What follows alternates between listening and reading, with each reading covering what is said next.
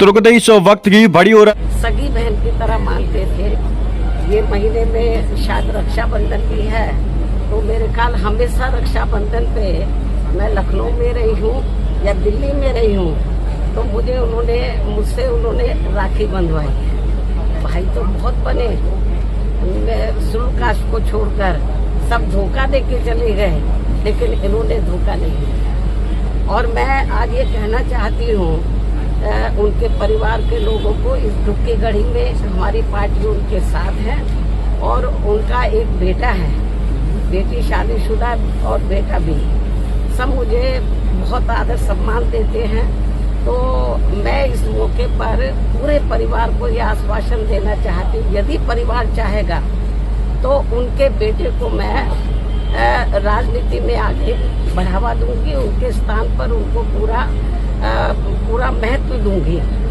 हालांकि ये मौका ऐसा कहने का नहीं है, लेकिन फिर भी मैं उनको जो है, उनके परिवार को, ये दुख की घड़ी में राजनीति में वो काफी सक्रिय रहे हैं, समाज में लोगों की बहुत सेवा करते रहे हैं। तो मैं, परिवार चाहेगा तो उनके बेटे को मैं राजनीति में आगे करूंगी।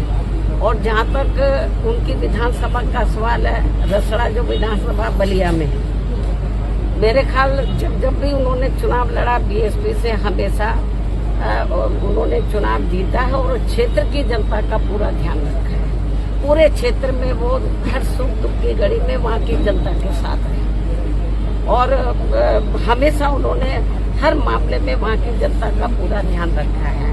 और मुझे लगता है उनकी विधानसभा के क्षेत्र के लोग भी चाहेंगे कि अब वो नहीं रहे हैं, उनके बेटे को बढ़ावा दिया जाए।